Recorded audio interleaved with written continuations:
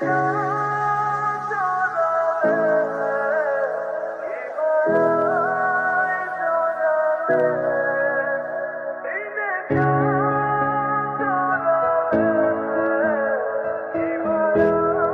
হয়েছে তোমার? কাঁদছো কেন? আমাকে স্কুল থেকে বের করে দিয়েছে। কেন বের করে দিয়েছে? আমার স্কুলে 6 মাসের মতো বেতন বাকি আছে, কিন্তু আমার বাবা টাকা দিতে পারেন, এই জন্য স্কুল থেকে বের করে দিয়েছে। আচ্ছা দাঁড়াও তো।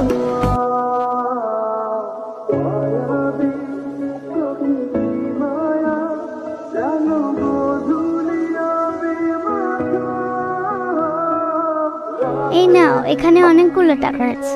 তুমি আমাকে এত টাকা দিলে কেন? তুমি আমার বন্ধু হলে আমি তোমাকে দিতাম না? তার মানে আমরা বন্ধু?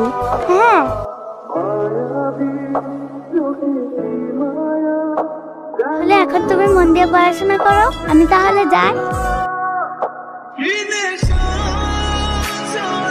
12টা বছর হয়ে গেল, তুই কি এখনো মেয়েটারে বলতে পারলি না?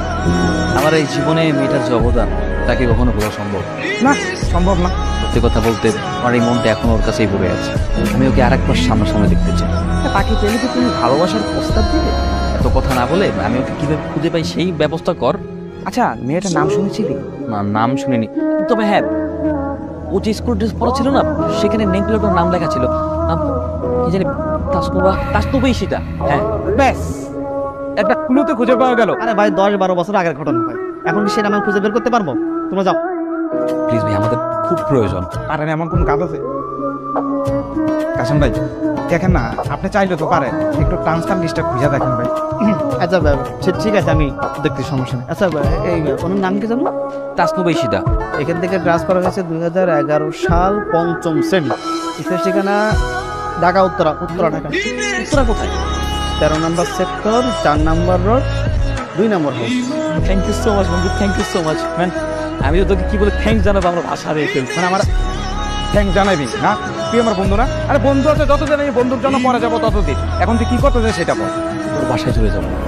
তারপর তারপর এতদিনের যত চাপানোর কথা ছিল আমি সব ঈশিতাকে বলে দেবো। তোর কি মনে হয় তোর জন্য এখনো মানে অপেক্ষা করে বসে আছে? একটু অন্য এতে আগাইতে হবে। আর তুমি যদি এখন বাসায় যাও, ওই সিনচেট করো।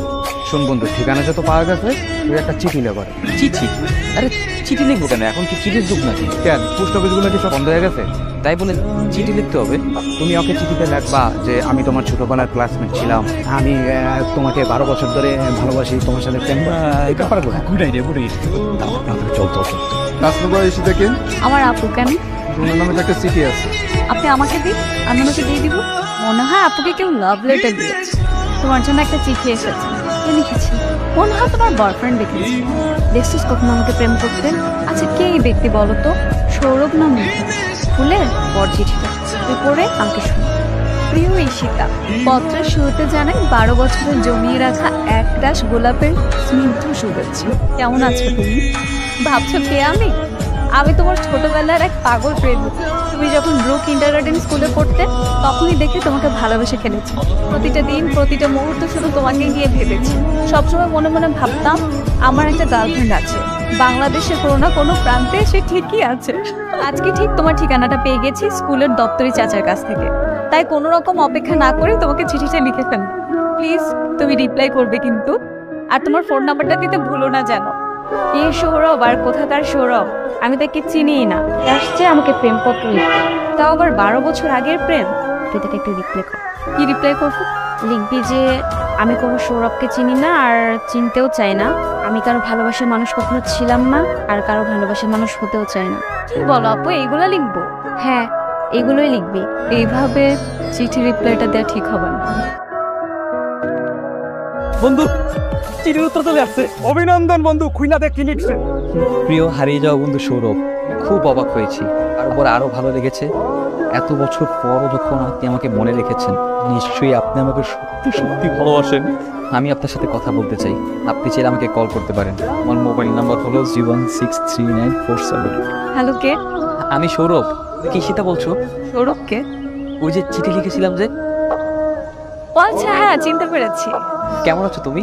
ভালো আছি, তুমি কেমন আছো? আমি খুব ভালো আছি। আমার তো বিশ্বাসই হচ্ছে না, আমার ভাবতেই খুব অবাক লাগছে। সত্যি বলতে ব্যাপারটা আমার কাছে খুবই ইন্টারেস্টিং লেগেছে। ছোটবেলার ভালোবাসা কেউ এভাবে যত্ন করে তোমার চিঠি না দেখলে কোনোভাবেই বুঝতাম না। তুমি কিন্তু ছেলেটা অনেক রোমান্টিক। আমি তোমার সঙ্গে দেখা করতে চাই সীতা। আচ্ছা ঠিক আছে, দেখা করবো। আচ্ছা ঠিক আছে, আগামীকাল তাহলে আমি সূর্যোদয় আগেই পৌঁছে যাবো। হ্যাঁ,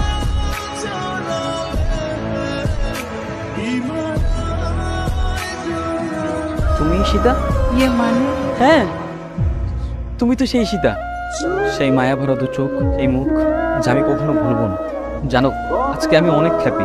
তুমি আমার সামনে দাঁড়িয়ে আছো, ছোটবেলার সেই ক্রাশ তুমি। আমি তোমাকে পাগলের মতো কত খুঁজেছি, প্রতিদিন তোমার জন্য পথে ধারে বসে থাকতাম, কখন তুমি আসবে। তোমার মুখ দেখে মনে হচ্ছে তুমি এখনই আমাকে বকা দেবে। প্লিজ আমাকে না করে দিও না। বহু বছর পর বহু কষ্টে তোমাকে পেয়েছি। আমি যে তোমাকে কতটা ভালোবাসি তোমাকে বলে বোঝাতে পারবো। প্লিজ আমাকে ফিরিয়ে দিও না।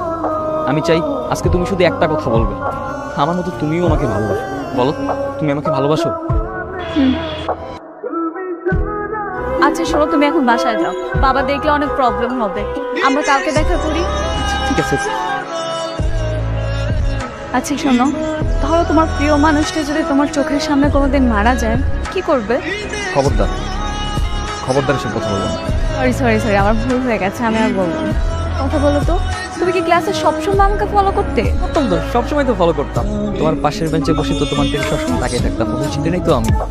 আপু তোমার দিকে তাকিয়ে থাকতো, তাই না? তোমার আপু আমার দিকে তাকিয়ে থাকবে কেন?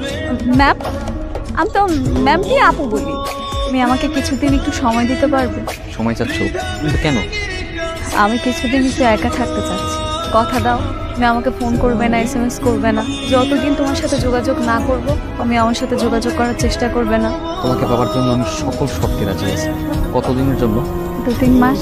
কোনো সমস্যা নেই, 12 বছর অপেক্ষা করেছি। 2-3 মাস পারবো না? নিশ্চয়ই পারবো। সে তাহলে আসুন। ঠিক আছে। কি সমস্যা সীতা? কি হয়েছে তোমার? তুমি এমন করছো কেন? 12 বছর কি আপনি আমার জন্য অপেক্ষা করেছেন? হ্যাঁ, আমি তো তোমার জন্য অপেক্ষা করেছি। 12 বছর যার জন্য অপেক্ষা করেছেন তাকেই তো চিনতে ভুল করেছেন আপনি। মানে? আমি ঈশিতা। তুমি সীতা না? মানে তাহলে সীতা কে? ঈশিতা আমার বোন। তাহলে কোথায় আমার সীতা? কোথায় সে? সে তো 2 মাস আগেই মারা গেছে। তো আমার আপু চায়নি তোমার সাথে আপুকে জড়াতে।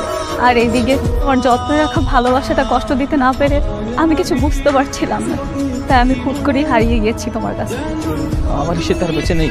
সত্যি আমার শেষবারের মতো দেখা পর্যন্ত হলো না। আই এম সরি সৌরভ, আসছি আমি।